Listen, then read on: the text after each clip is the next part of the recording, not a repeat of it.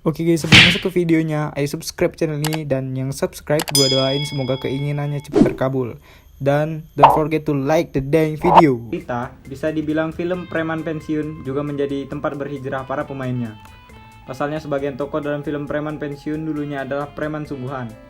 Berikut 8 sosok pemeran preman di preman pensiun yang dulunya preman beneran. Oke, yang pertama ada Denny Firdaus. Di film Preman Pensiun, Denny Firdaus berperan sebagai Murad. Denny merupakan sosok preman sungguhan di kehidupan nyata. Dia terpaksa menjadi preman lantaran terdesak kebutuhan ekonomi. Ketika Denny Firdaus sudah berperan sebagai Murad, dirinya masih berkecimpung di dunia preman. Didorong keinginannya merubah nasib, Denny berusaha untuk bisa keluar dari dunia preman.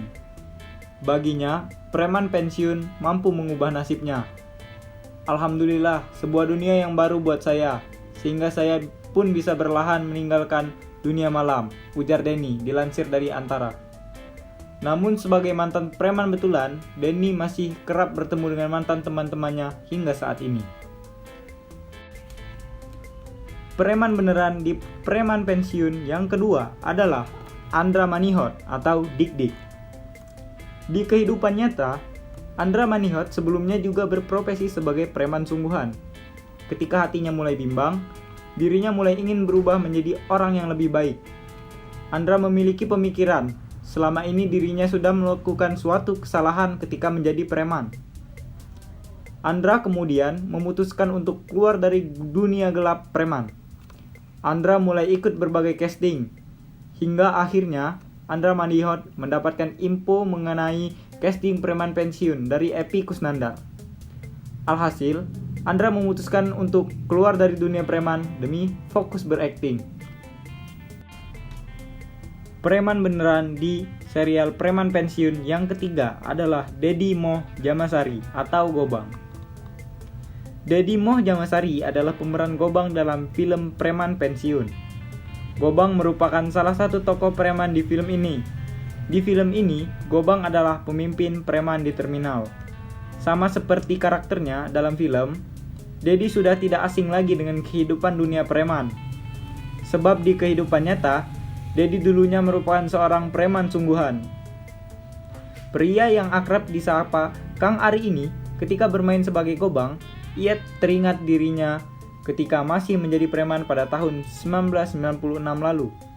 Bagi dirinya, Preman Pensiun memanglah film yang memiliki banyak unsur komedi, namun di dalamnya banyak sekali nilai kehidupan yang bisa diambil. Preman beneran di Preman Pensiun yang keempat adalah M. Fajar Hidayatullah atau Ujang. Fajar Hidayatullah berperan sebagai Ujang Rembo. Memasuki dunia entertainment, Fajar harus siap mendapatkan sorotan publik, tak hanya mengenai aktingnya di Preman Pensiun, melainkan juga mengenai kehidupan nyatanya. Di kehidupan nyata seperti rekan-rekannya, Fajar pernah menekuni dunia preman. Fajar mengaku pernah terlibat dengan kenakalan anggota geng motor. Tak hanya itu, Fajar juga pernah terlibat dalam penyalahgunaan narkoba.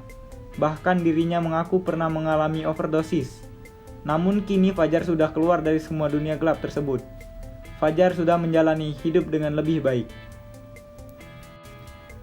Preman beneran yang ada di Preman Pensiun kelima adalah Chris Tato. Chris Tato berperan sebagai Bohim di film Preman Pensiun. Bohim merupakan salah satu karakter preman yang ada di film Preman Pensiun. Sama seperti peran dalam filmnya, di kehidupan nyata, Chris Tato juga pernah terlibat menjadi preman sungguhan. Chris Tato pernah masuk dunia gelap lantaran pengaruh lingkungan. Pada waktu ia masih menjadi preman, dirinya juga sedang kuliah seni rupa di salah satu universitas di Bandung.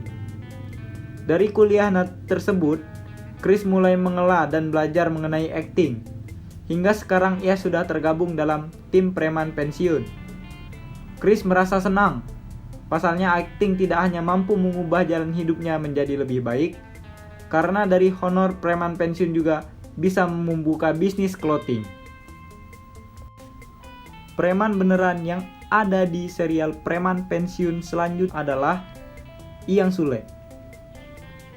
Sosok Willy yang diperankan oleh Iyang Sule ternyata pernah menjalani kehidupan kelam di masa lalunya. Yang dulu terkenal orang tidak baik karena pernah menggunakan obat-obatan terlarang hingga mencuri. Jujur, kalau nanya tentang Iyang di pasar Palasari, terutama daerah sini, dicapnya jelek. Pokoknya garis hitam karena dulu ada satu fase kelam, obat-obatan, kata Iyang. Lantaran terjun ke dunia hitam, membuat Iyang bekerja apapun demi mendapatkan uang, salah satunya tukang parkir. Dulu saya masa-masanya ke obat terlarang, terjun ke dunia seperti itu. Di samping itu juga cari uang di jalan seperti tukang parkir. Segala dikerjakan, imbuhnya. Selain itu, Iyang juga pernah tersangkut masalah hukum yang akhirnya membuat dia dipenjara. Ia mengaku pernah mencuri di rumah tetangganya sendiri, sampai masuk penjara selama 1 tahun. Saya pernah ke dunia kriminal, mencuri, mabuk, selingkuh, itu menjadi masa-masa tersulit. Dari masa anak saya pertama dan kedua, karena anak saya ada 6, kata Iyang. Wah, preman sosok ini cukup parah juga ya. Sosok preman selanjutnya adalah Abeng Marco. Di film Preman Pensiun, Abeng Marco berperan sebagai Cecep. Cecep merupakan salah satu sosok preman yang ada di film Preman Pensiun. Di kehidupan nyata, Abeng Marco merupakan seorang karyawan swasta di sebuah restoran. Meskipun Abeng bukanlah mantan preman, hal itu tidak membuat Abeng lantas memiliki pemikiran sempit atau pandangan sempit mengenai preman. Bagi Abeng, hakikat preman berbeda dengan sebuah kriminal. Preman adalah seorang yang ingin memiliki hidup yang bebas. Dari film Preman Pensiun, dirinya bisa banyak mendapat pesan positif dan pesan moral yang bisa diambil masyarakat. Preman asli yang ada di serial Preman Pensiun terakhir atau yang ke-8 adalah Kang Icanaga atau Pipit. Pipit adalah pria bertubuh besar dan berkepala pelontos yang berperan sebagai mantan preman dan beralih profesi sebagai security. Namun siapa sangka, peran preman dalam Preman Pensiun 4 itu adalah kehidupan asli pria bernama asli Ica tersebut. Sebelum bermain sinetron, dia bahkan kerap keluar masuk penjara. Kang Pipit merasakan dinginnya mendekam di balik jeruji besi di lapas Kebonwaru. Menjalani hidup sebagai napi sudah dirasakan betul oleh Pipit. Hidup di dalam penjara, kata dia, begitu memprihatinkan. Hidup di bui itu prihatinnya lebih-lebih. Wah, luar biasa daripada hidup di luar. Jadi merasakan betul. Alhamdulillah, Kang Pipit merasakan betul getah pahitnya selama di rutan, ungkapnya. Jadi RT. Selama di lapas, Kang Pipit sempat menjadi korve atau petugas di dalam penjara. Korve tugasnya mengurus rekan-rekannya di dalam tahanan yang dibesuk teman atau keluarga. Tugasnya, Kang Pipit mencari napi yang dibesuk. Kita jadi korve, jadi petugas di penjara. Kalau ada yang besuk, misal nama napi Udin, wah saya mencari tiap kamar-kamar. Baru kita anterin. Alhamdulillah Kang Pipit pernah di situ, ungkapnya. Kang Pipit juga mengaku pernah menjadi RT di dalam kamar rutan. Tugasnya mengurus teman-temannya di dalam rutan. Pria bertubuh besar ini mengaku kerap berpindah-pindah rutan, mulai dari lapas Kebonwaru sampai ke beberapa lapas, seperti Nusa Kambangan, Cirebon, Kuningan, Cipinang, hingga Sukamiskin. Kini perjalanan hidupnya pernah menjadi nabi. Jangan lupa like, komen, dan subscribe channel ini.